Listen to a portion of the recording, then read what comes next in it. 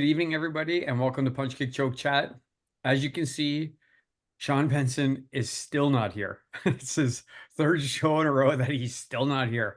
Um, and he's finishing up work on a new TV and film project that he's been working on. And I have been in communication with him, and I can tell everybody he's enjoying what he's doing, but he really wants to be back with us. Like it's bumming him out that he's not doing the show with us. Um, but what we're not bummed out about is having Professor Delphie Dugal-Tessier on the show with us tonight. She is a PhD, uh, BJJ black belt, and a former Canadian National Moguls competitor with our national team. We're going to do your official intro just a little bit later, Coach. But for now, we want to jump out of the gate with a question for you. And the question that I've teed up is about mental preparedness for self-defense. How do you do that? And what are you telling people to focus on? And, maybe if you could even touch on some of the self-defense versus sport preparedness. And after you give your answer, we'll probably go around the horn a little bit on this and hear what Sensei Legacy and Suino Sensei have to say about that as well. Perfect. Actually, that was two questions. So I'll start with the first one. Please do. Mental. So what I find so fascinating about self-defense is the mental aspect. So a lot of times when we think of self-defense, we think of, like how to drop kick somebody with a kick, or, how to physically protect yourself, which that is very important. There's this whole aspect that's a mental part, which I believe, in my opinion, then self-defense is like 90% mental, is understanding your environment and how to keep yourself safe. And so self-defense is, we also associate it against, like that creepy guy and the hiding in the bush that will pop out of nowhere. But self-defense is keeping yourself safe from the environment outside. So that includes cars, that includes, stray dogs or cyclists, everything that can hurt you. And so the number one thing is be present. The number one thing is knowing your environment. So those headphones have to come off, looking at your phone. I know it's hard, but for me, when I started self-defense, I was like, okay, I got to put my phone in my pocket, have my hands available, and look at the world, and then be able to assess it. It's the same thing as driving. You need to be able to see 3-4 moves in front. And the self-defense that will keep you safe is the one that is not in any statistics. It's the one where you get to come home, right? There's no statistics of when you do everything right. And, you only have statistics of when everything goes wrong. Oh, they were doing this, they were doing that, that person did this. It has nothing to do with that. It's everything that you're doing right. So you're doing it right when you're safe. And so a lot of the self-defense that I teach is very much owning your environment. And then that starts with the mental, and that starts the minute you leave your house. Your house is kind of your neutral place. You have places that are neutral, you can be more relaxed, but the minute you go from point A to point B, you need to start looking at your environment, understanding what's around you, and then be prepared for, it's Murphy's Law, everything can go wrong. So we always be prepared. And so I do teach also the physical aspect, because sometimes you do everything right and everything goes wrong. So you do need to physically able to defend yourself. And so it's very simple. We do very simple techniques. And going back to your second question, there is quite a difference between the sport of martial arts. So I do grappling, I do Brazilian Jiu-Jitsu, I do it as a sport, and the self-defense. In the sport, there's rules. In the street or out there, there's no rules. Anything goes, right? And even in grappling, there's no slamming. So and my worst is when people are like, oh yeah, you do grappling, it's good for self-defense. It is, but I wouldn't pull guard.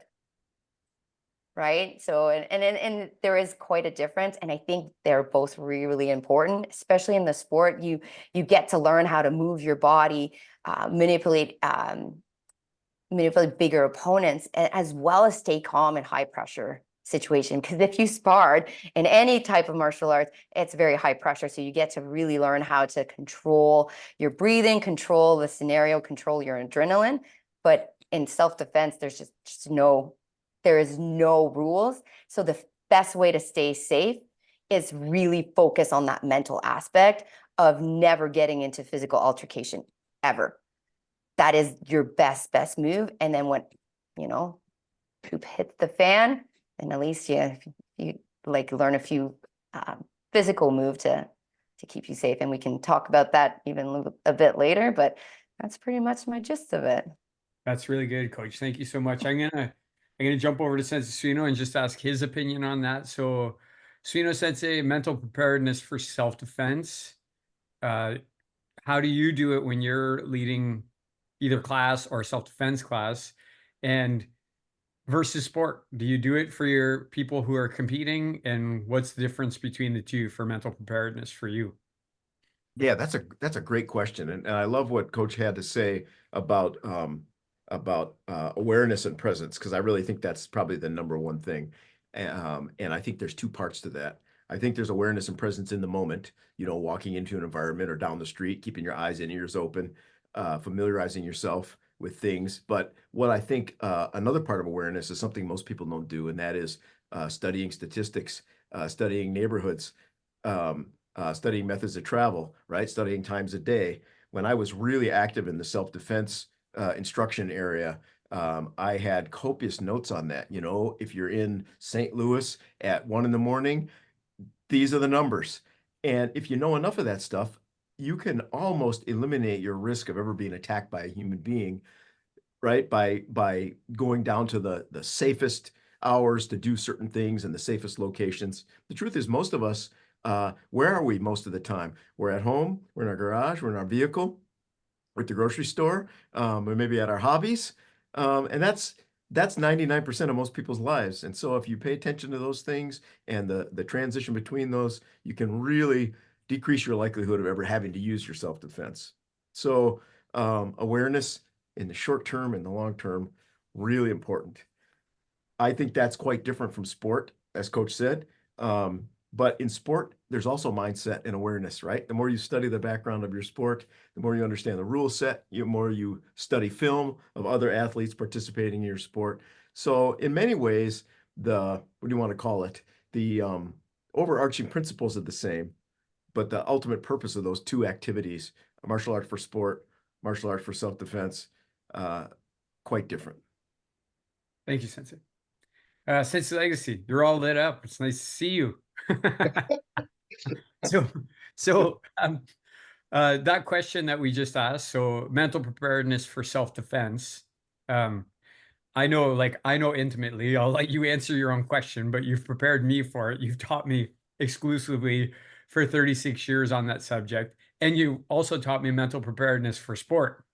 So what do you do with your students, and what do you think the differences are between those two? I think awareness is the word. Like, you have to know where you're going, and just like everyone's already said. But when it comes down to the moment, you can't be bothered by being scared. You can't be bothered by other things going on. You have to trust your training. So you have to empty your mind so that things don't get in your way mentally. So you have to, in my opinion, if you train hard, your body will know what to do. You can't get in its way, like, for instance, nobody can read your mind if it's empty. So, and fighting, it's just reaction, letting your body do what's its practice to do in training. So some people think they have to think a lot when the fights actually happen. Well, if you do, then you haven't trained hard enough, in my opinion. I like your answer, Sensei. What I just want to chip one or two thoughts in there. So for me, for preparedness for sport, it's usually ritualistic, right? Like, think about my training, how much training I did, is my equipment ready, getting that ready long beforehand, getting ready, so that when you step in the ring, you're already ready. Like, you've prepared yourself. And then, of course, there's the visualization, the techniques you're going to do, seeing yourself with the medal around your neck. That stuff for me is how I prepare my students and how Sense Legacy prepared me. On the self-defense aspect, I agree with every single thing. I wanted to draw one distinction. Often people, if you're a martial artist who's been in martial arts for your entire life, then yeah, the mental thing is going to be the part of it. I think that you need to do the more, right? Like, where am I going? Like we were all talking about, where am I going to be? What country? What are the statistics? Why would somebody attack me? If you're a non-martial artist, that mental preparedness is even more important because you won't have what Sense Legacy said. You won't have those reactions, those innate reactions. And so for self-defense, if it's a physical thing, I think you should join a martial arts dojo and not, because I'm going to circle back to you before we do your intro, Coach.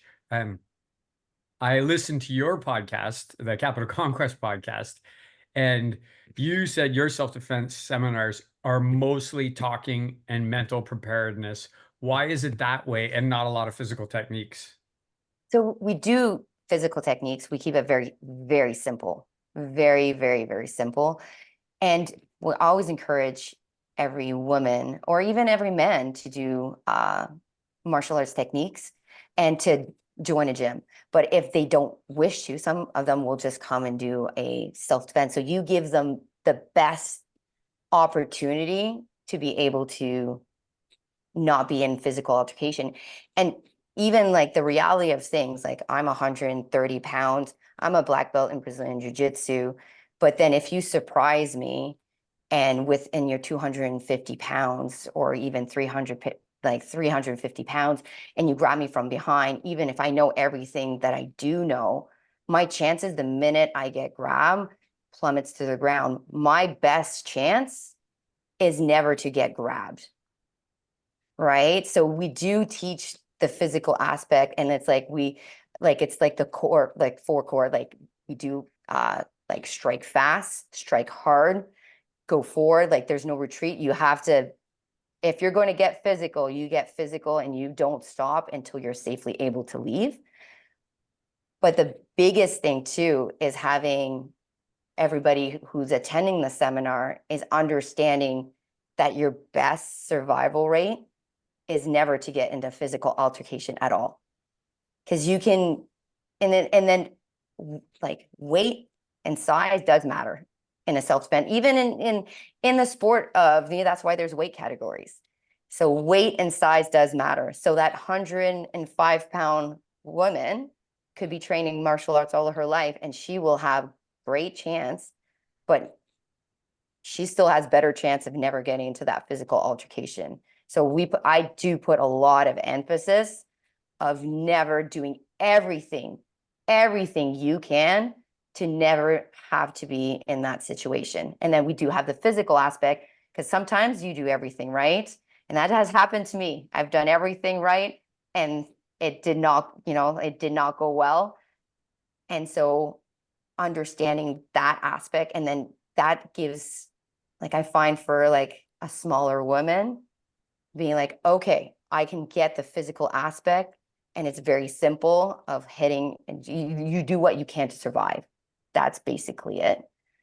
And then because you don't ever know how you're going to react in certain situation, but I do put a lot of emphasis on the mental aspect of it.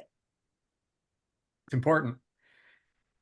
Thanks for joining the show live tonight. If you're joining us on Zoom or YouTube or listening later on any of the platforms, so our podcast is on all of the platforms.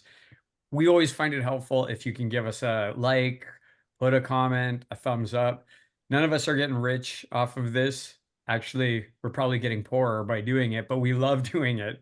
So the comments and the likes and those things help us, right? It just helps us, things rise in the algorithm. If you have a question for Coach Delphie tonight, you know what to do. Go down into the chat and put the question in the chat. Andre's leading the show tonight. If you're, as Benson says all the time, if your question's not rat shit, then we might actually ask it of Coach Delphie. But if it's crappy, we're not going to. I get to do the little introduction of Suino Sensei and Legacy Sensei tonight, who are both my teachers for a long time. Suino Sensei over 30 years. Sensei Legacy and we're closing in on 40 years together. The things I want to say about them, just really simple. They train hard. They inspire other people with their teaching and the way what they do. And they continue to evolve and learn and improve in their chosen arts and in life, quite frankly. Um, and all of you wish you had my teachers. That's the last thing I would like to say to you. You all wish you had the teachers that I have.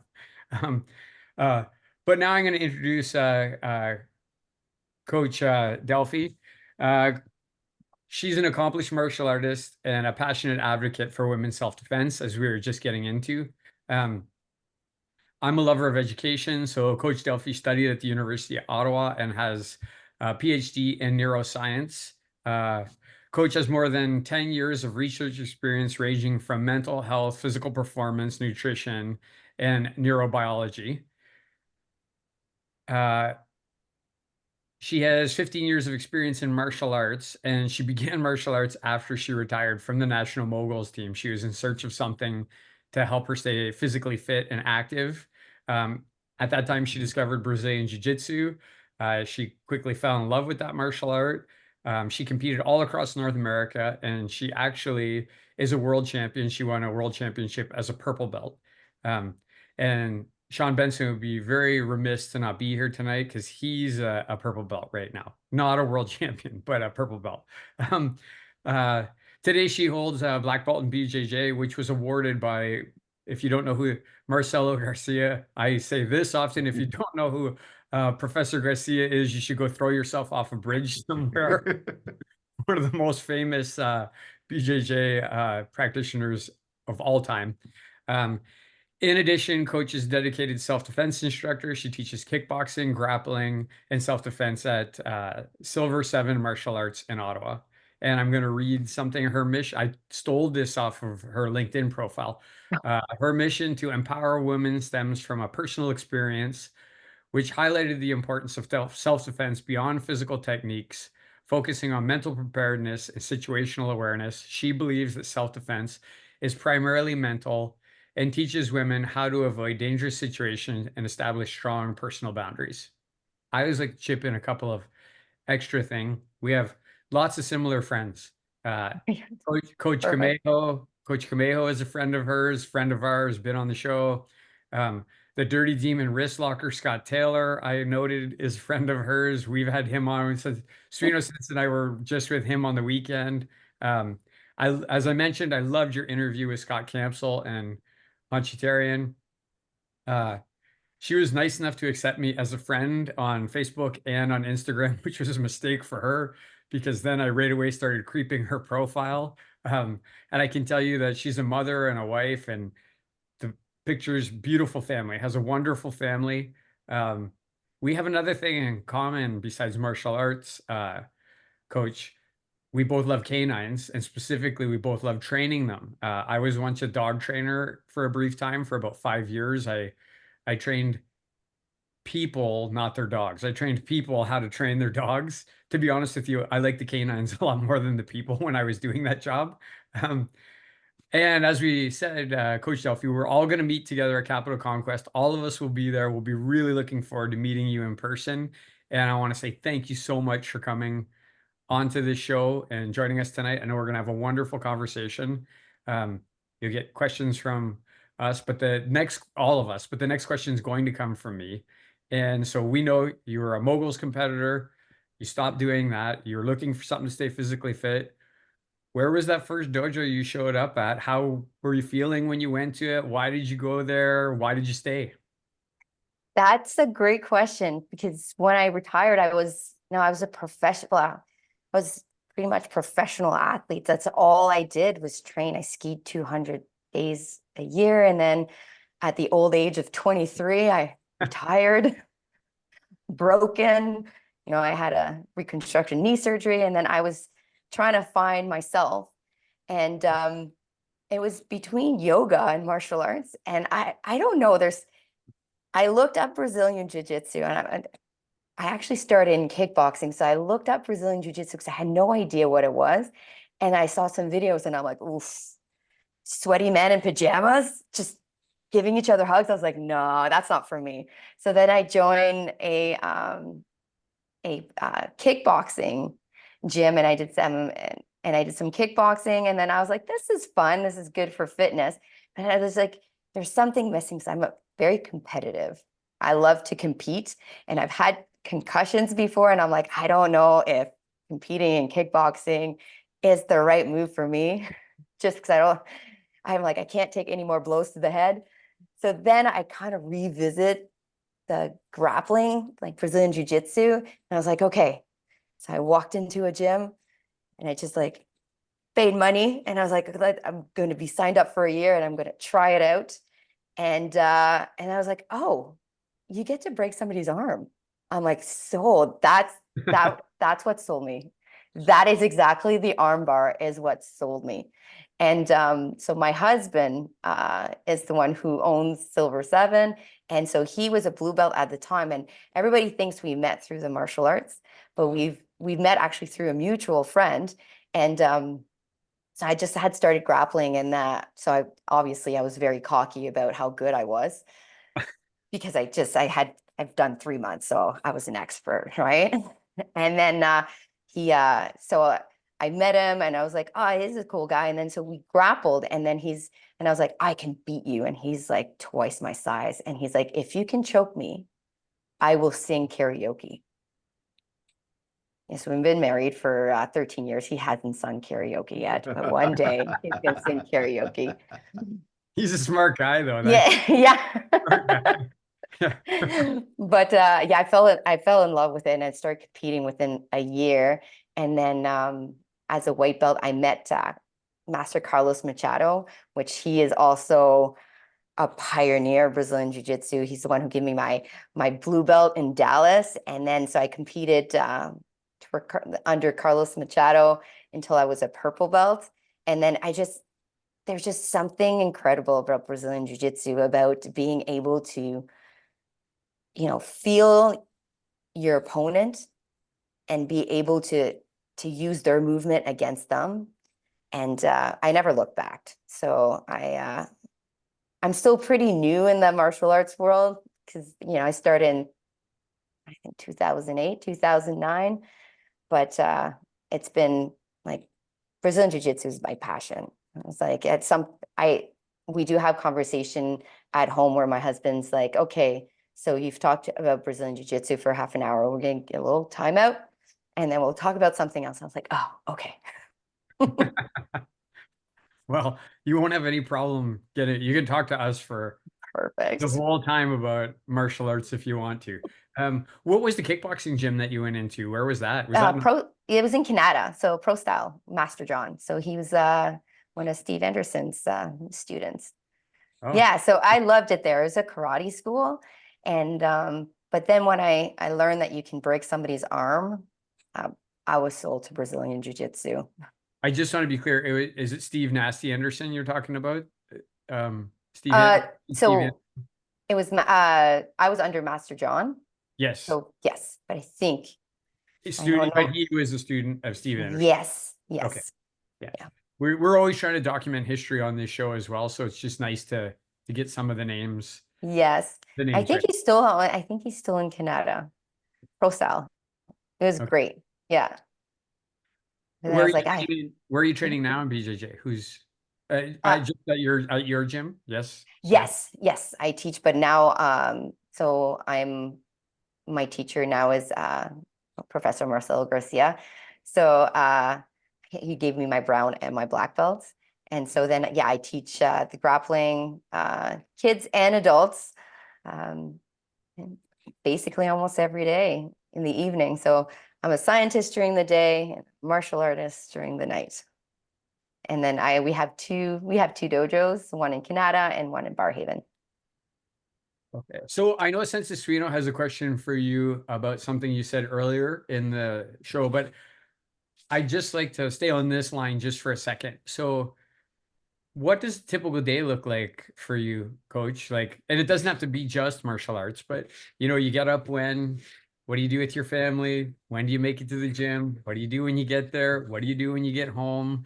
Like, what does a typical day look like for you? I get up at 6, train and feed my dog for about half an hour. So I have a Belgian Malinois, so if you don't train her, she is a menace. And then I'm at work around 7 o'clock. And so then I do different things, but right now we're running a clinical trial, which is looking at cognitive performance in veterans. So that's really cool. So I'm doing that a few days of the week, and then I pick up my kids after school. Then we come home, we eat a little bit, and then either we bring them to activities or we go to the dojo. So that the dojo is a family affair, which is great because like literally I always tell my two girls, so they're 7 and 9, and it's the only thing you're not allowed to quit is martial arts, because while I'm there teaching, so might as well put your gi on and do the same thing. So they do martial arts almost 5 to 6 days a week. And so when we teach, they do some training, and yeah, and then we try to get the other activities such as swimming, so gymnastics. And then my husband and I we'll hand off the kids and the dojo depending on the days, and then back around 9:30, 10, go to bed, repeat. Well, it sounds like a similar day to mine, including the time that you wake up. The difference for me would be that my kids that are come to the dojo with me out now are like 26, 20, 17. I'm not going to say my wife's age, but she comes to the dojo with me too. So very similar. I'm going to kick it over to Sensei because I know you said something earlier that kind of piqued his interest, and he wants to crack that open a little bit with you. Coach, if you're comfortable talking about this, you alluded to a self-defense incident that helped inform your thinking. Are you comfortable talking about it? Oh, And if so, please share. absolutely. Yeah. Absolutely. So I was in Morocco, and or last night in Morocco. And so I've done about a year. I think I had done about a year kickboxing, a year of Brazilian Jiu-Jitsu. So I kind of already kind of knew my body. And so I was with my friend. We were leaving the Medina. I think it was 6 o'clock in the morning. And so we actually hired a taxi driver to walk us from our hotel back out to the taxi, because it's you can't just, there's no parking, like, so there's no cars. So it was early in the morning. So my friend did actually a really good job. She like hired somebody to come and escort us out.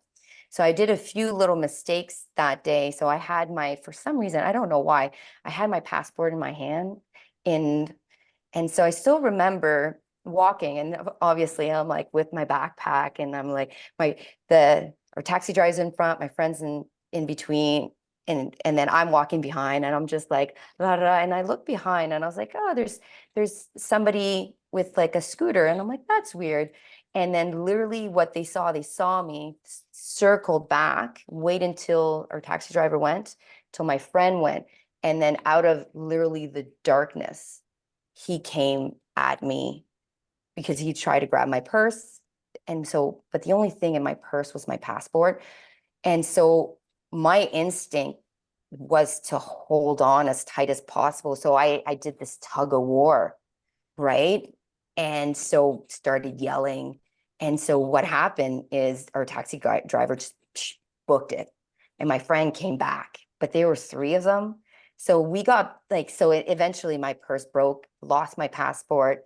We got banged up, but they left. So they were just, we were lucky in that sense that they were just looking for money. And so they even returned the passport later because there was nothing else in there. But it came to the realization that I wasn't ready for a self-defense situation. I did fall to the ground. I had my backpack on, and I literally thought I was going to die. If they had a knife, if they had a weapon, if they were there for any other reason to try to get a little bit of money or things like that, it could have been the end. And so it shook me as well, because I had that false sense of confidence of like, I know how to throw a kick, I know how to punch. I know even if I was very new to grappling, I didn't know I knew how to shrimp escape. I knew how to get out of turtle, but I was stuck, right? And we did a lot of things right and then a lot of things wrong. First of all, if you have something of big value, don't walk around with your hands. I had something in my hand that was of big value to me, not to them. And the other thing that I haven't touched base on, we do teach in the self-defense, is the notion of going forward, right? My instinct was to pull back and to play a tug of war. That's a war I was never going to win. So we do this fun exercise where we have a belt around our waist, and then it's kind of to mimic the pulling, and we surprise people with their eyes closed, because I have to practice that a lot because my instinct is to pull back. So I'm on my back foot. The minute my purse broke, guess what happened to me? Fell backwards, right? So the notion of the driving forward, if I had, instead of clinching, you hold on and then start striking forward, it could have been quite a different story. But it's something I didn't know. Is I met my husband actually I met him a week after coming back from Morocco, and a few months later we went through this scenario, and he's the one who's like taught me how to go forward. I was like, what was I supposed to do? He's like, you just go forward and you strike forward. And I was like, it never dawned on me, right? Because a lot of time in the sport, you like forward, you retreat, you go, you can play the forward, backwards, sideways, right? Fake. But this in self-defense, again, like he had one goal, is to get my purse. He could have had one goal, to get my arm. And that notion of driving forward never dawned on me. So then that's another aspect that I learned from that, to be able to share that experience. So I share that experience in all my seminars, because it ended up being okay, but it was very close, if not being at all. And so we were a bit mad at the taxi driver, but then, our hotel, like the guy that we were staying with, took us back in, and he's like, listen, he was scared. He's like, you could see he had scars all over his body. He's like, his only goal was to get back to his family. It's like, you can't fault him for that. And you're like, you know what? He did his self-defense. Like he owed us nothing, right? He did his self-defense. He's like, I'm out of here. He kept himself safe. And because again, you never know concealed weapons or what's going on. So yeah. Thank you so much for sharing that story. I think that's a really good lesson. And if you don't mind, let's go around the horn real quick. Auntie Legacy, what do you think about the idea of going forward in martial arts or self-defense? How important is it? Can you talk about how you train it or how it can be used? Well, I could see in that situation it would have been good, but if you had a knife, it might not have been so good. You want to stay far away as you can. You use your legs first so that you're not close to a weapon, and then you use your hands. But you have to basically stay away if he has a really sharp knife. So it really all depends on the situation. How about in a karate situation, right? In a dojo or in a ring where there's no knife. You always Forward, move forward. win, right? Like you've always taught me, when the person moves, don't move back, move forward. Yeah, you can close the distance, but then we're in a situation where we're in a dojo. We know we're not in danger, right? It all depends. If the guy's more talented than you are, then you're not in so much of a hurry to move forward, right? If you're fighting Wally Slocum, you're not going to be in a hurry to move forward. So it depends a lot on the situation. That's all I can say about that. Got it. Got it. Randy, what do you think about that idea of moving forward? I think I mean, for me, it works. I usually, in self-defense situations, the few that I've had, or when I've been successful, I've moved forward on that situation. I've not had many situations where I was moving backwards and it worked out really well for me. Um, I'm a big proponent of if you control the time and the space when things are going to happen, you're going to stand a better chance. The odds are on your side if you're controlling the time and the space that things are going to happen. So that's where I take it. I want to add to it too. So I agree. It depends very much on the situation. So a situation where you can keep your distance is your number one always. But if you're in a situation where they grab you and there's no more that distance where you can't get rid of that grip, or they grab you and then there's no other option to close that distance and maximum damage to their face, they're going whatever you can and take them out completely, is basically, I mean, like going forward. And it's not going forward like they're way up there and they're like, it's very much like there is no other choice. You are all your option to keep that distance is gone. I do believe in maximum force, do it quick, do it hard, be the first one to strike.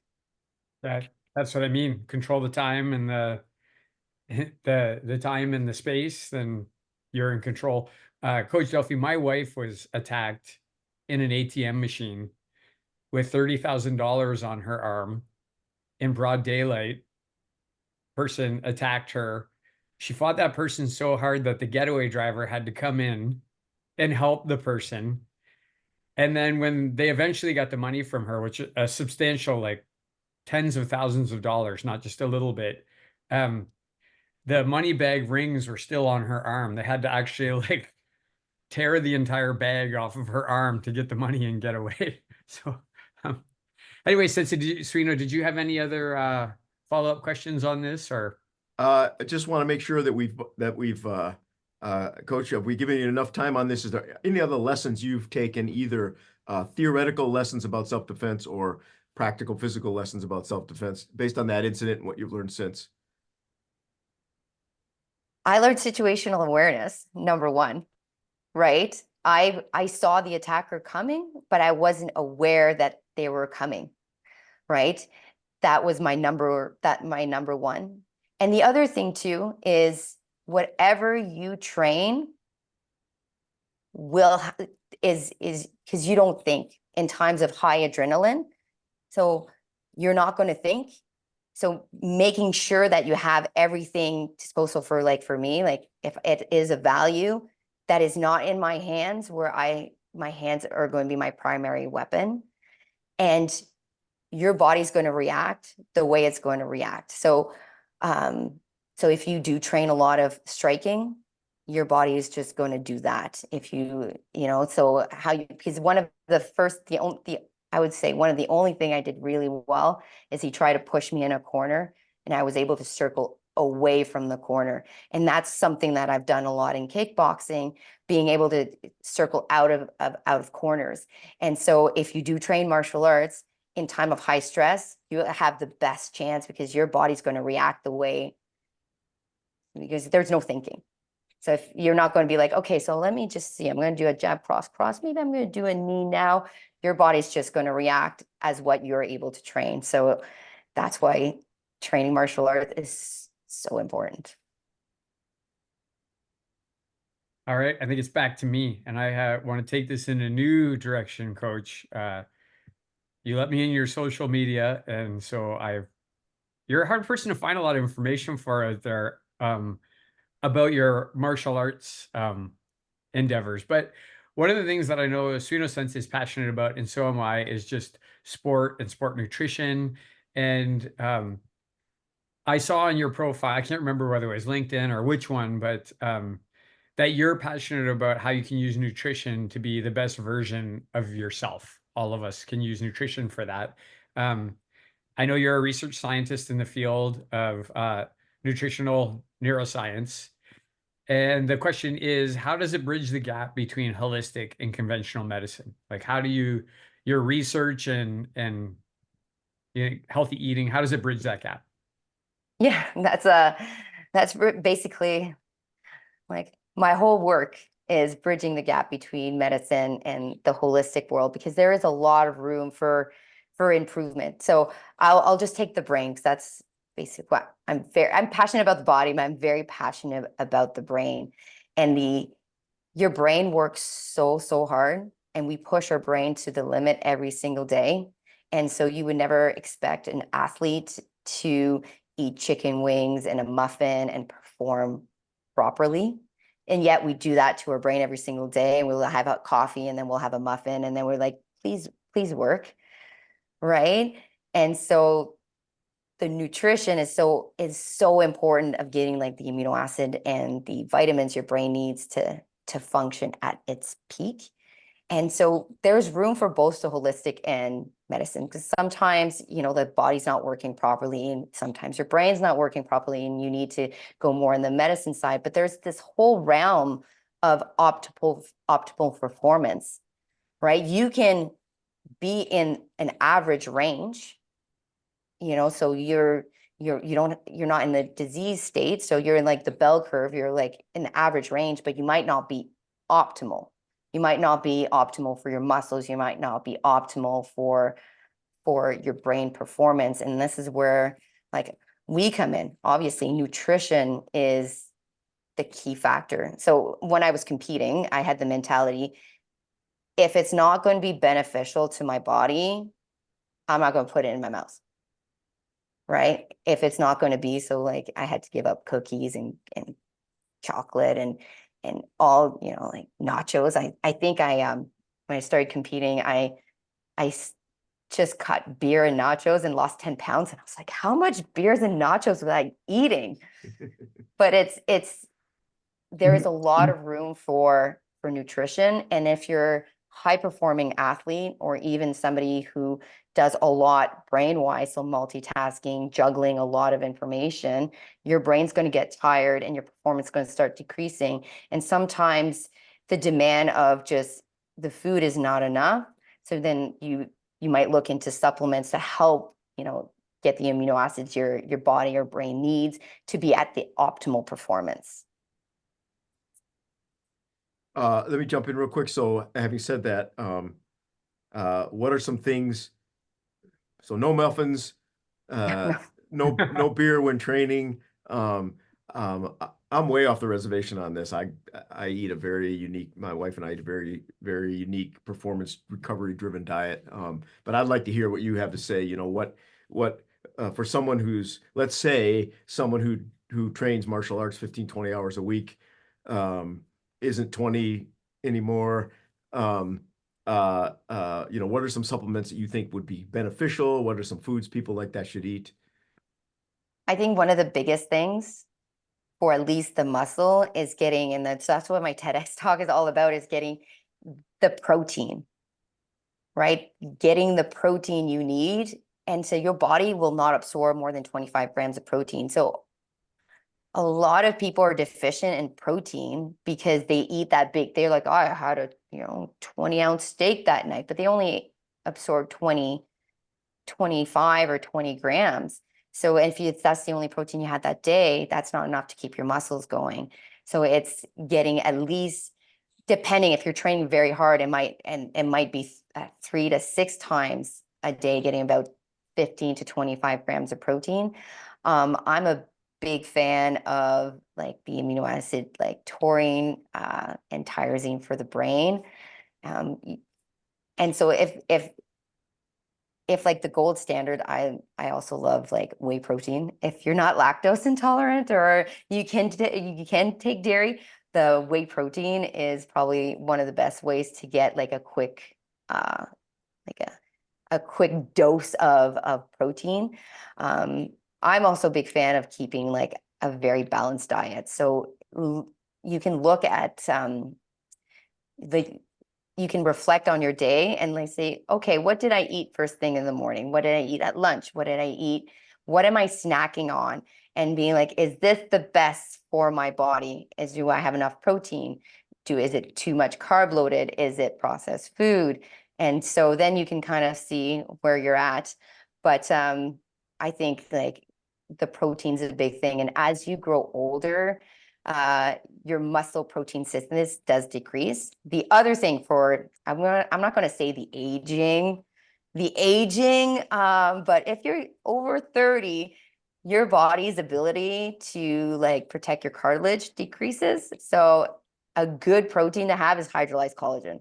Hydrolyzed collagen, like as you grow older, you have much more trouble converting that. So get like a scoop of hydrolyzed collagen will go a huge way for like joint, especially if you're doing like you're training 20 hours a day, you might be a little bit sore. Yeah. My Go ahead, my Randy. wife upstairs, she's watching this, and I know right now she's probably like on nutrition sites looking for hydrolyzed collagen, because her and I have been discussing this now for like 2 months that we need to start taking that. Believe it or not, I am over 30. That's hard to believe. That's hard to believe, Randy. I know, right? I want to circle back to this, but can we, so thank you, Coach, for being on here and being an actual scientist.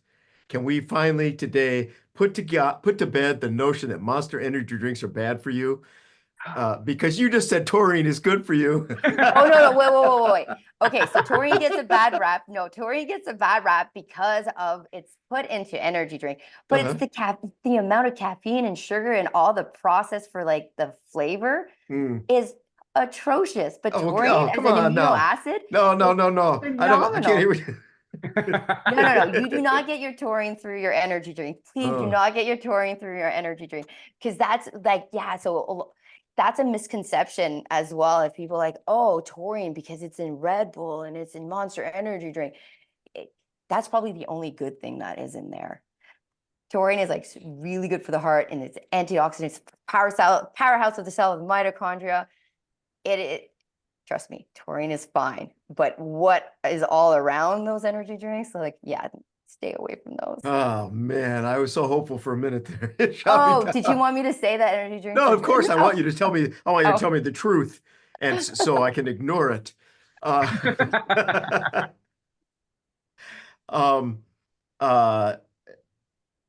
Great list. Hydrolyzed collagen for repair. What about some other thing? Just real quick. I'm not suggesting to our audience that this is your specialty. I don't know, and if it isn't, but I just wonder. Eggshell membrane, turmeric, what's the one? Chondroitin. Yeah. Chondroitin, glucosamine. Can you just rattle off a few more, especially for I was going to say Boswellia. Yeah, Boswellia. I've got all those things on my shelf, right? Anything for Shino Sensei's memory, so he can recall these things a little quicker. Yeah. CoQ10 for connective tissue? No. Sorry, CoQ10 for the aging as well. Yeah. Oh boy, that was a cold insult right there. I love it. Really good. No, chondroitin, glucosamine, Boswellia is one of the Boswellia serrata is actually one of the ones that's been clinically shown to help with inflammation, and does actually very, very well even against like pharmaceuticals. So I'm a super big fan of Boswellia, and so I like turmeric as well. So the only thing you got to be careful with turmeric is inflammation has a bad rap. You're like, inflammation is bad, but actually inflammation has its purpose. So they did a study, I think down at Guelph University, where they destroyed people doing like a hill sprint, completely destroyed them. And so one group had like high level as curcumin, so turmeric, so to stop the inflammation, and the other group did not. And so then they redid the hill sprint, and the ones that were on high dose of turmeric didn't get better, while the ones that had inflammation, and then, so when you do exercise, you do have inflammation, you do have damage, which is a good thing if it's not pathological. So you do want, your muscle breaking down. That's how you get big muscle, is you do damage to your muscle so they rebuild bigger. And so I'm also a big fan of turmeric and curcumin, but it's like anything. You can't overdo it, because too good of a good thing sometimes becomes a bad thing. But for like underlining, like helping decrease inflammation, I do like, it just tastes like not great. Right, right. Randy, we probably ought to get back to some martial arts conversation. I'm ready. You got another question lined up? I do, and I have a question. I'm gonna punt it around to everybody too, but so I think I have the answer for you, Coach, but I want to ask it anyway. So you're a moguls competitor, so you're already a competitor, like, and you said you're already competitive. Um, was there any pivotal moment in the BJJ realm where it was like, I got to go in a tournament because you won a world championship? So are you a white belt and you're like, I got to get in there and try and crush another person? Like, where is that moment? And then once you start competing, is it like just like you're back skiing moguls again, or what's it like? With Brazilian Jiu-Jitsu, it was a bit different because with mogul skiing, it was I was good, but it was it's scary because you did flips. Like my last year I was doing front flips and landing in icy moguls. And when I retired, I wasn't super sad. But with Brazilian Jiu-Jitsu, I competed, and it was when I was done competing my mogul run, I was always like very relieved that it was over, or that I landed and I wasn't hurt, and then I made it to the bottom. But with Brazilian Jiu-Jitsu, when I was finished a tournament or finished a match, win or lose, I'm like, when's the next one? When can I keep doing this? And then leading up to it, I'm always like, oh, why am I doing this? But it's because it's against an opponent. With Brazilian, with mogul skiing, it's only you, and but this one is you get to the unknown of fighting somebody you don't know, or somebody that you do know and you might not have the best record against, or somebody you do know and you do have a good record, which that's also very, very nerve-wracking, is like that body contact was something that I never thought that I would enjoy, right? Of like feeling, you can feel your opponent. So you can feel when they're strong, you can feel when they're breaking, you can feel when they give up, when that breath are like, oh, you're like, wow, like it's very intoxicating. So, so before I'm gonna ask Sensei Legacy, because everybody on the call we've all competed, but so did you start competing as a white belt? Yes, or was I it did. I yes. did. Yes. And then what leads you to world championships as a purple belt? Like, how does that like give us just a brief timeline of types of tournaments, opponents, and now you find yourself as a purple belt at a world championship match. Yeah. So in Brazilian Jiu-Jitsu, at least you can just sign up, right? There's no qualification or anything. You can just sign up. But every year, so as a white belt, I just stayed in the Ottawa region. When I got my blue belt, I did the Pan Ams and the World Championship. I was very lucky that the time my husband at the time, his grandfather lived in California, and all the competitions were in California. So I would use that opportunity to do a family trip and then go compete in Irvine or in Long Beach. So before kids, when you have time and money, I just every year I would go to the World Championships. So my first year as a blue belt, I did the pans, lost first round. You know, she shot in for a takedown, and I'm like, I'm going to pull guard, lost by 2 points. So that was a big learning. I learned that really good. And then the second, then I did a few local tournaments as a blue belt. Then I went to the World Championship, came second by ref decision. That one hurt, but that's still pretty good. And then got promoted, I think 2 years later, and then just kept going to California and then signing up. And so it was the Master Worlds as a purple belt. It was pretty, it was kind of always on our schedule. And now it's a bit different because now you have To have been kids. Masters 1. Has to have been Masters 1. It was Masters 1, yes. Right. But I was yeah, and I would take all the competition in the region. So I would go down to Boston, New York, so go to the States, especially close to the border. I did one tournament. I was a purple belt. I went down in Boston. I went down with my dad and my husband, and so we drove 7.5 hours there. I had 3 matches, and then I finished the first one in a minute and a half, second in like 45 seconds, and the last one 10 seconds. Got my gold medal. My dad sat in the car and he's like, you know, we just drove 14 hours for you to be on the mat for less than 3 minutes. He's like, you could have made it last longer. I was like, oh, yeah. Yeah. Your dad doesn't do combat sports, does he? Actually, he's a black belt in judo. Oh, okay. Well, Oh yeah. And so it's he also came to my first tournament as so I did my he came my second tournament as a white belt. So I did my first tournament as a white belt, and I did well, but I was like, I'm never doing this again. And then a week later, I'm like, oh no, I got to do this again. So then it was in Montreal. It was an IBJJF in Montreal. So I drove down with my dad, and so he does judo. So we start watching the matches before my match, and he's so confused. He's like, what is everybody doing sitting on their butts? Why are they not doing takedowns? He's like, why would you give that away? And so I'm a guard puller, and I was like, oh, you're going to be very disappointed in my match. And then after my match, he's like, yeah, you're going to have to work on your stand-up. I'm like, but I won. He's like, yeah, but you should at least try to do a takedown. I'm working on it.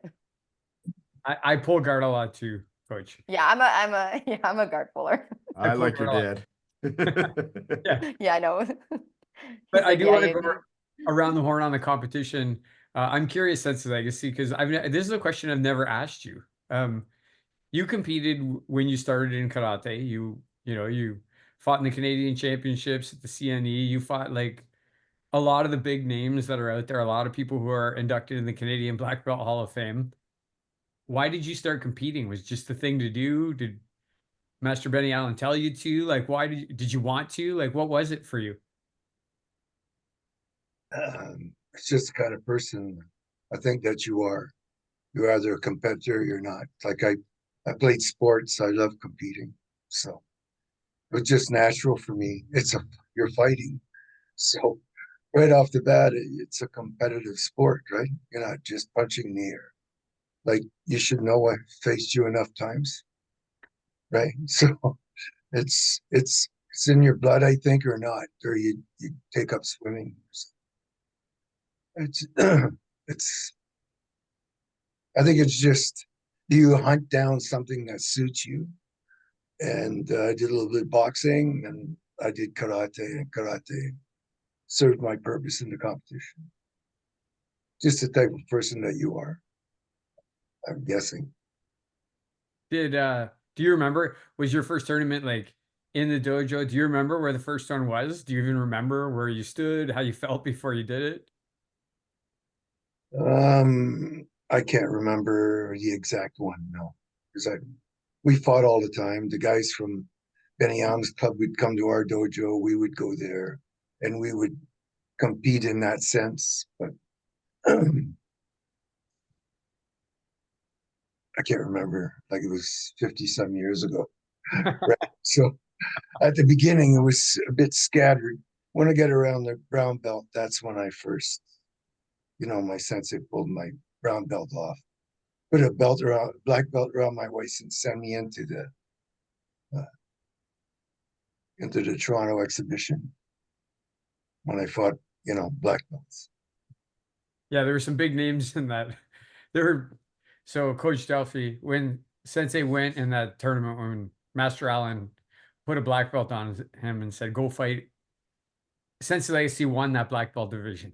And when he got the trophy, Master Allen said about one particular competitor, you don't know who that is, do you? And he said, I have no idea. He said, well, that's somebody to beat. When you find out, you'll find out that that's somebody to beat. He doesn't like, out of respect, to mention the name. So when I see you in Ottawa, I'll tell you what the name is, Coach Delphie. So, Sensei, you were a little kid, your first competition, it was in judo, but I'm actually more interested in, how did you stumble into Iaido competition? Like, you won 4 Japanese championships in Japan, first Caucasian to do that. Why? How did that happen? Well, that was entirely my sensei's doing. I had no thoughts of competing in Iaido when I went over there. I was just told, you know, I had met Yamaguchi Sensei in Las Vegas, and I really wanted to train Iaido with him, so I did. I eventually got an introduction to his home, and trained with him, and I was just so absolutely in awe, enamored with him that you know, I went to my lessons, my 3-hour lessons once a week, and then I trained at home every day, sometimes 2 or 3 times a day. And I just did what he told me. That's all, right? I was just like, this is an amazing opportunity. I'll never do this again. I want to get every minute out of it. And then one day he said, hey, you know, in 3 weeks, be at such and such a place, you're going to test for your whatever it was, showdown, right? Okay, so I tested my showdown. I got double, you know, I just outworked everybody. I was more fanatical than everybody. And then after I had, I don't know, I can't remember, my first competition was, I think at Nidon or Sundown, and he goes, okay, in 3 weeks, we're going to a tournament, you know, be at such and such a place. I'm like, okay, sensei, right? So I had no thought about it. I just did what my sensei told me. But as I've mentioned before on this show and other places, that I've been a good martial arts student and a terrible martial arts student. But when I was with Yamaguchi Sensei, I was an extraordinary martial arts student because I was so enamored with the guy. So yeah, that's why he said, you're gonna do a tournament. I said, okay, Sensei, let's go.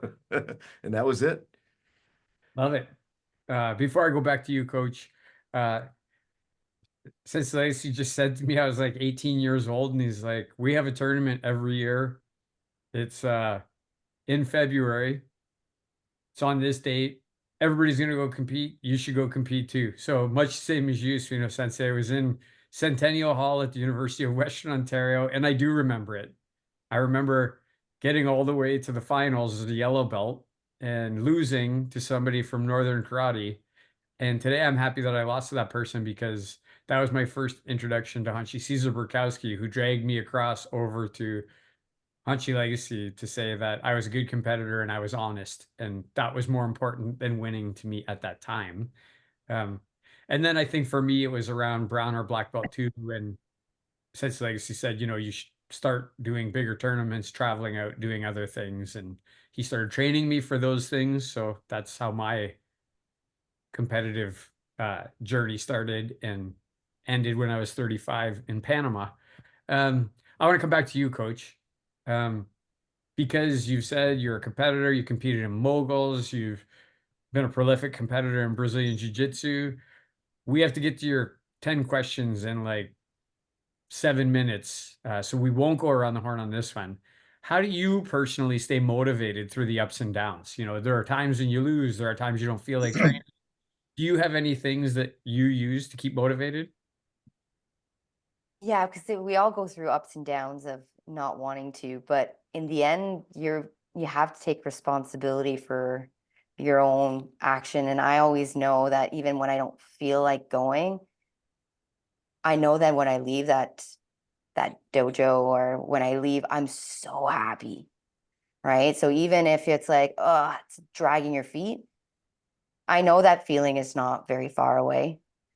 And so in the end, you know, everybody has to take their own responsibility of being like, I know this is good for me. So if it's a place that you love, and then if you remember every time you leave a place, it makes you happy, just go, you know? And then, yeah, but I mean, the dojo's like, this is my safe place. It's like all my students we're family. So it's just so exciting to see them all the time. So it's never too much.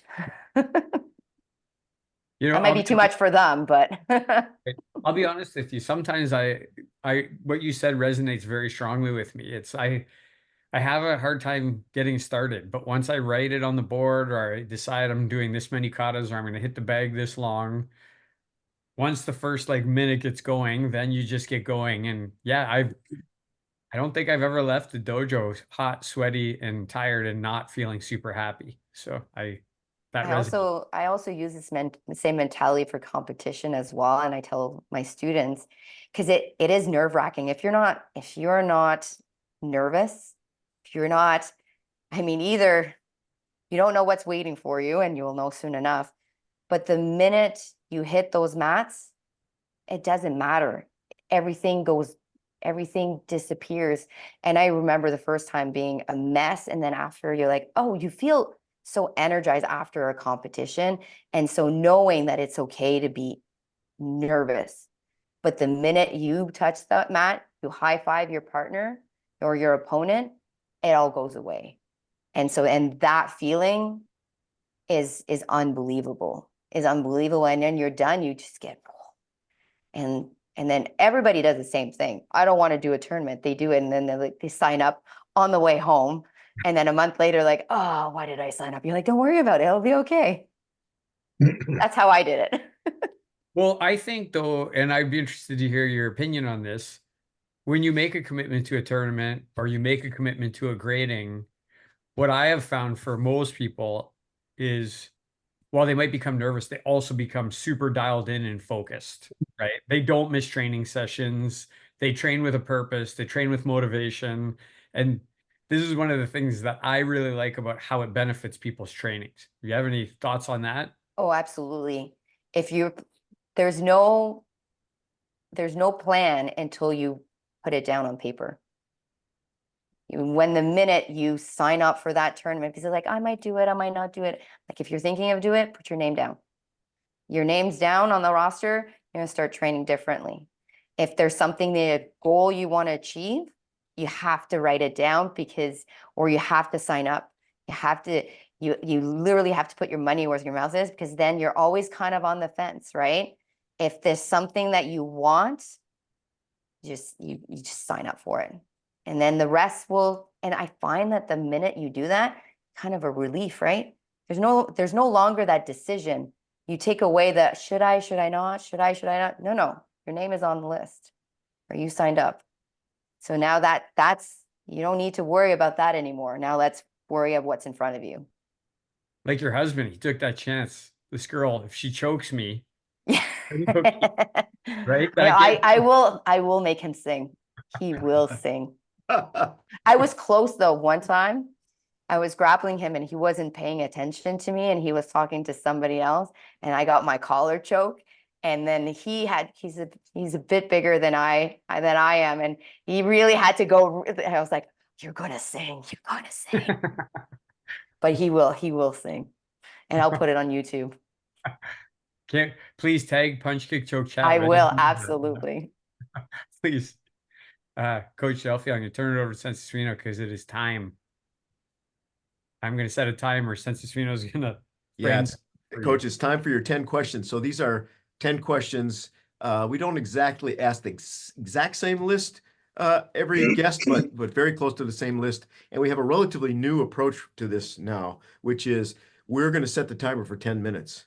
And so we have to get through all your 10 questions in 10 minutes. So we want your impulsive answers. We do want you to elaborate on your answers as you see fit. But lately we've had a lot of folks coming in really close, 30 seconds left, 18 seconds left. And so I'm just trying to stack the pressure on here.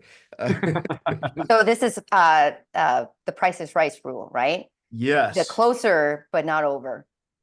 If you go over, you just miss out on that question. And, we might save the best question for last. I'm not sure. But there's no real rules. So we'll decide as we go. Yeah, it's just, it's going to be random. And I don't think you have to sing karaoke if you go over. Oh, no one wants to hear me sing karaoke. Well, that's for sure. I don't know about you, but I don't want to be caught dead doing it. All right, Randy, let me know when the timer goes. It goes as soon as you ask the first question, Sensei. All right, Coach. Question number 1, what is the most effective move in your martial arts arsenal? Oh, grappling, bow and arrow choke. Bow and arrow. Self-defense, get the hell out. Nice 2-part answer. Very good. Very good. Who is the most influential martial artist in your life? So, that's a great question.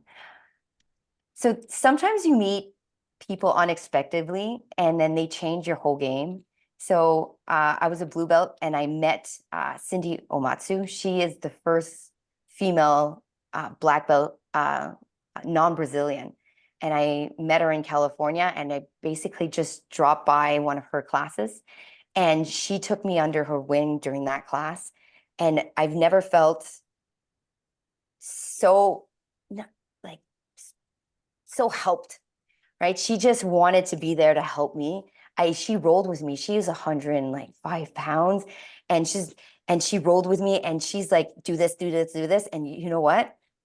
That's how I did all her moves that she taught me 2 days before in the finals to get to the finals of the world championship as a blue belt. And just those little moments, she changed my game in their 45-minute class, which is unbelievable.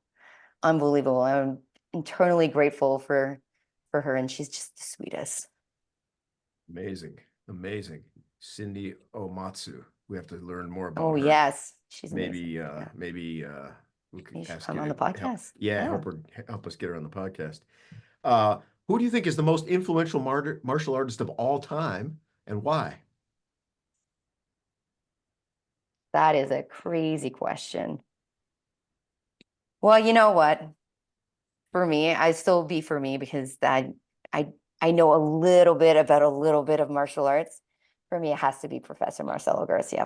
He is as good as he's a competitor, he is also as a professor. And sometimes you have very good teachers and then very good competitors, but having somebody who is renowned worldwide in both is a rare breed. And then there's nothing crazier that he was the one who was able to tie my black belt around my waist. So yeah, my answer, Professor Marcelo Garcia. Love it. Love it. Love it. What excites you most about the next 5 years of your martial arts training? Oh, okay. Speaking of Marcelo Garcia, he's opening a gym in Hawaii. So in my next 5 years, I'm hoping to go visit him in Hawaii every single year. And a little side note, that's also where I got married. So 2 birds, 1 stone. But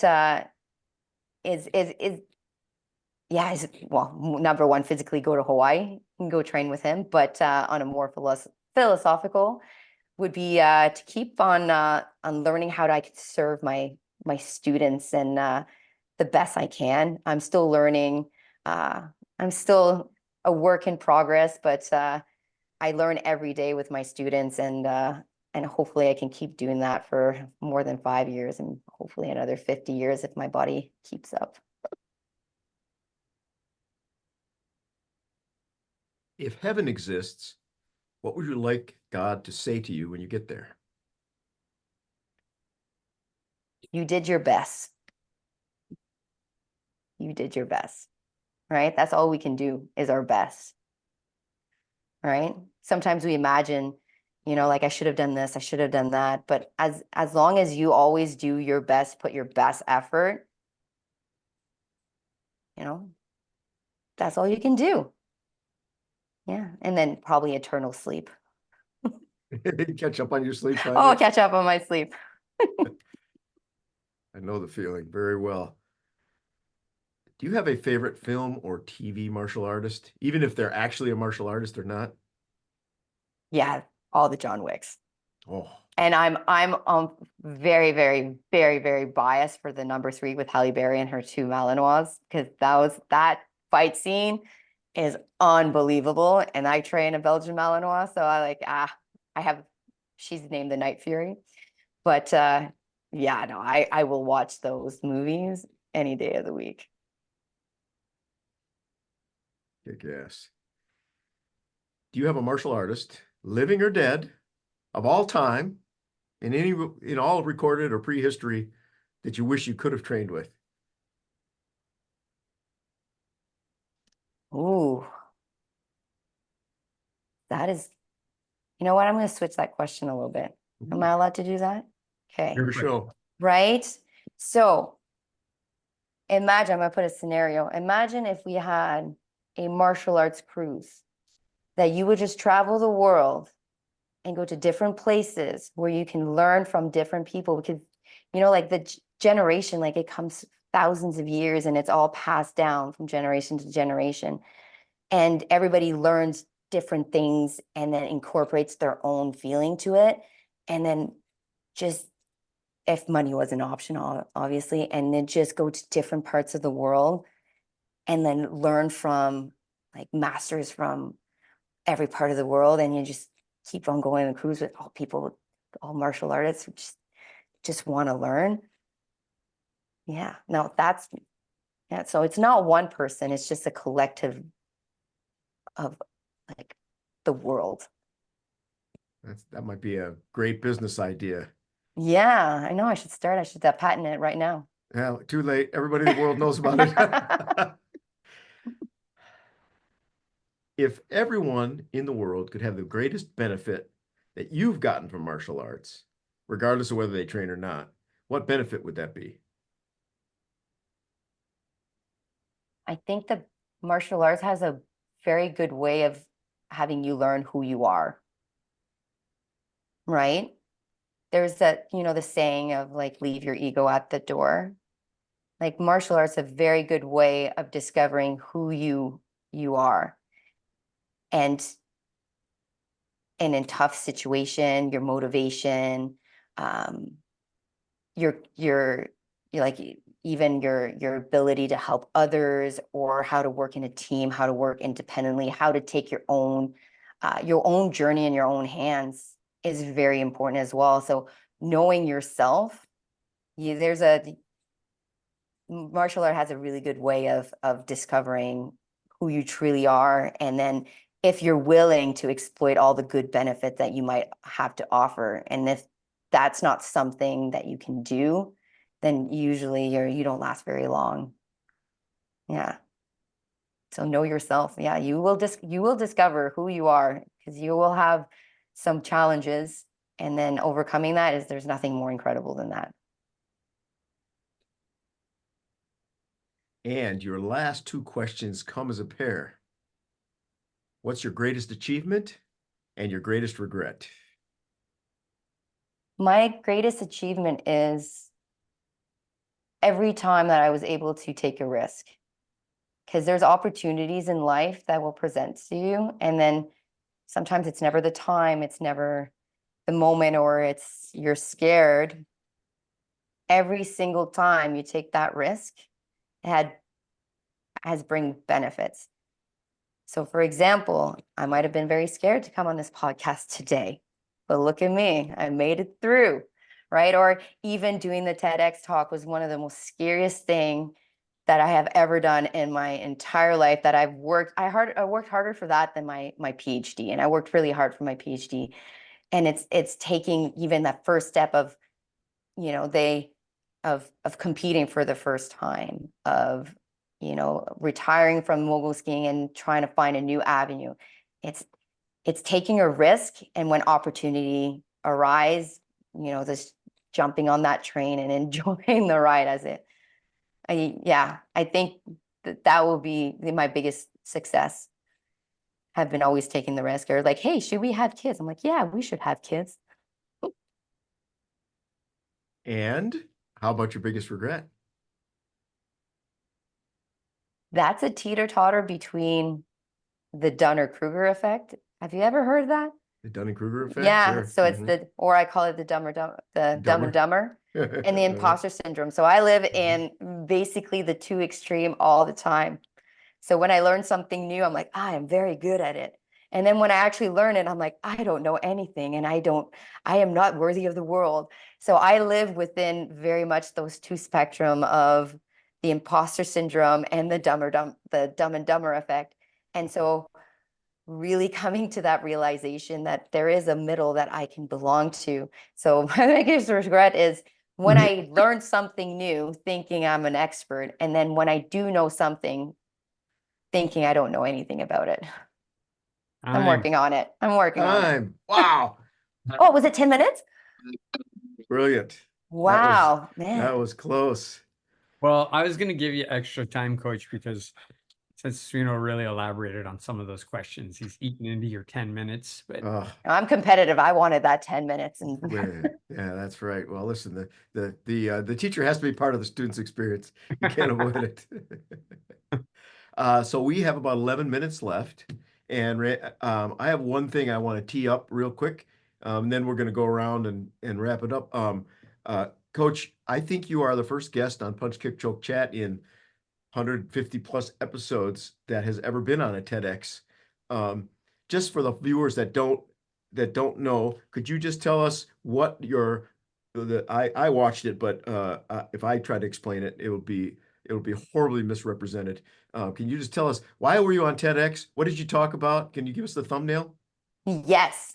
The title is The Brain Hack to Get Your Life Back. So my boss actually nominated me, and she's like, don't be mad at me, but I nominated you for TEDx. I'm like, sure, whatever.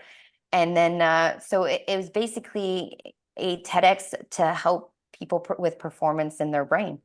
And I used earlier I used the analogy of, your brain as, like an athlete. Do you treat your athlete like with chips, and you wouldn't put that in your body if you're a high performing athlete, yet we treat our brain like it's garbage. Basically, we don't nourish our brain like high performing athlete, and everybody's brain is working extremely hard, especially in this time of age. Even just being on Zoom right now, is your brain is working so much harder with the windows and then the multitasking, and it gets completely exhausted. And so we start crashing, and then we're wondering, why is this happening? And then you really have to look at your nutrition of what do you put in your body. So one of the studies I talked in my TEDx, which is pretty cool, is we took endurance runners and then made them run 18 kilometers in a track, and we took their blood. And what we found is there was no difference between male and female in certain amino acids. And the amino acids were the ones that are important for brain cognition. So tyrosine, taurine, and so the ones that are important for like your dopamine, your concentration, your acetylcholine. And so then we thought, because this is a physical stress, but it's also affecting your brain. And so the TEDx is, go watch it though, because I did a better job there than I'm doing right now. But it's very much, you have to start treating your brain like a high performance athlete. And they're just to begin with, looking at your protein intake. Get 3 to 4 serving every few hours of protein, and then your brain will thank you, because I can guarantee you, everybody feels that brain starts declining. That's because it's running out of nutrition, like nutrients to function properly. And tyrosine is one of the good amino acids that have been scientifically shown that if you put, they did it with soldiers in the US, they put them in an environment where they would be in like a cold temperature and high altitude, and then they made them do basic math, and they asked them, are you happy? No. Can you do this properly? They're like, no. But then they give tyrosine, and they were able to keep their performance longer, and they were happier about it. So in high times of stress, so multitasking, running around, driving for a very long time, if you find that your performance is declining, you probably just need a bit of protein. I just keep hearing monster is good. Monster Yeah. is good. Monster is good. Taurine. He's on Team Sweeno here. So listen, Coach, it's time. And the way we like to end the show is we go around the horn, share a little bit about what we learned from you and what we liked about the show. Then I'm going to do a quick thanks to our crew, and then we're going to give you the last word, and that'll be the last thing before we kill the feed and say goodnight to everybody. So, Lacey, what do you want to say about our time with Coach Delphie? Oh, it was a good time. I learned a lot of things about hydrolyzed collagen, and I listened very carefully to that. But on the lighter side, I wanted to say, when you first went in and you said, oh, you could break an arm, did you consider that they could break your arm too? They got to catch me first. Well, if you're grappling, you're there, right? I don't know. I was just a bad joke. Anyway, I learned a lot of different things about the protein, etc., that you mentioned. I had heard them before, but it was good to hear it again. Thank you very much for coming on to the show. It's very enlightening. Sweeno, what do you want to say about this time? Man, I think I took more notes this time than I generally take during the conversation. and it'll be tough to pull out some highlights. I know Randy likes to share a lot of the highlights from his notes as well. I want to thank you for giving us a pretty detailed description of that self-defense situation. I can really put myself in the scene when you describe it so carefully, right? So it helps me kind of understand what you were going through. And then when we asked about, your takeaways from it, having you had painted the picture of the event itself and then the takeaways, that really made it clear. That's a great teaching. That's a great a way to teach the ideas. Um, uh, I know I won't squeeze out of you that Monster is good for you, but at least I know that taurine is good for you. So I'm gonna take that one with me. I'm not gonna let it go. Just like you wouldn't let go of your purse. Um, your dad's a black belt in judo, so you gained 12 points just for that alone. And you're the first person I think on the show who has had the temerity, had the sheer courage to change one of our questions on us when you changed it to a cruise around the world for martial arts. But I really, really like that answer. Anyway, thank you so much. I hope we have an opportunity to chat more because I'm just deeply interested in this whole thing about supplementation and brain and body performance. Thank you for your time. Thanks for the clear answers. Thanks for the stories. I hope we can talk again soon. Thanks, Senseis. Coach Delphie, I really like to talk about self-defense. I know before we started talking, I knew you do a lot of work with that, with females who've been trafficked. So thank you for doing that work and helping those people. Just the stuff we talked about, the mental aspects of self-defense. I really liked what you had to say about that. Uh, for example, you knew your chances drop when somebody bigger and stronger than you gets a hold of you. So your chances of success are greater if you figure that out before they get to you. Um, yeah, the stuff you did in Morocco when you were attacked after 1 year of training, I think a lot of people would have packed it in, and you didn't. It's the whole mentality of fall down 8 times, get up 9, and we always joke about that math not really adding up. But look at you now, right?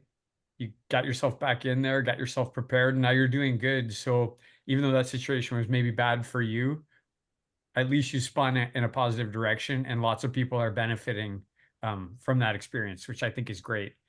Again, all three of us had said it. Nobody's really talked about nutrition, sport, the way that you did with us. And I really value that. I'm still trying to learn every little bit I can. So really enjoyed that. And like I said, I know in my near future, there's going to be some hydrolyzed protein collagen in my near future. Um, and I also know that when I buy a Monster Energy drink and my wife doesn't like it when I buy them, I'm going to say, hey, but there's taurine in here. So again, sorry, just a bad joke. Okay. Um, um, I liked everything you said about the energize after competing and after training. Like I relate to that. Like it resonates with me very, very strongly. Um, Bow and arrow. I love the bow and arrow choke. So good, especially when you can trick them into thinking you're going for a rear naked or an armbar or something. And then my daughter likes that one too. Most influential. I really like that you said Cindy Omatsu. It's really good to bring out people's names in the history that they play because this is going to live forever and somebody's going to go look up Coach Omatsu at some point just because you said the name here on the show. So thank you for bringing her up. Um, Obviously, it's really cool that Professor Marcelo Garcia, most influential of all time for you, that goes into the 5 years. I really hope you can get there every year for 5 years, or actually, maybe let's be more aspirational, maybe 2 or 3 times a year for 5 years. I will hope that for you. Um, God, you did your best. Many people say that, so it has to be a good answer. Benson again would be very disappointed because he always likes it when people say Keanu Reeves and the John Wick stories. He's a big fan of those, and I love the Malinois too. They're a great breed of dog. Uh, I even though you changed the question and you are the first, that's an awesome answer. Traveling the world with other great martial artists to train with the best martial artists. Save a room on the boat for me when you go because I'd happily go along on that trip. Um, Self-knowledge, knowing about yourself, the biggest benefit, know yourself. Martial arts teaches you that, doesn't it? Um, Take risks, be uncomfortable. That's what everybody should learn from martial arts. I say that all the time when people say, I'm scared of this, you should do it then, right? I'm scared of that. That's telling you you need to get in there and do it. I'm gonna watch your TEDx talk as soon as I didn't find that one. And I'm usually pretty good about snooping around the internet. So I'm gonna go find that TEDx talk. I'm excited to. Before I turn it over to you, Coach, for the final word, we always like to say thank you to the people who help us with this because it's a lot of people. There's a lot of hours that go into each hour and a half that we do here. And I want to thank Robert Chomsky, Andrei Sedyshev, Alden Adair, Sydney Dauphin, Justin Shea, Dan Holland, Christiana Landol, Emily Ruth Driscoll, and also Dridi and Stavros, who've been helping out a lot. They've been playing a much bigger role in the help behind the scenes. Coach, we turn it over to you before we end the show. What would you like to go out on, or what would you like to say? Thank you so much for a great evening. I'll be at Capital Conquest, so hopefully see all of you there. And I guess my last piece of advice for self-defense or even with sport is control what you can control. So the only thing you can control is yourself. So stack the deck for yourself. That's how you have to live life. Stack the deck for you. Control what you can control, and that's yourself. Love it. Thank you so much, Coach. Thanks, everybody. Have an awesome Thanks, night. everybody. Thanks, Coach. Thank you. Bye.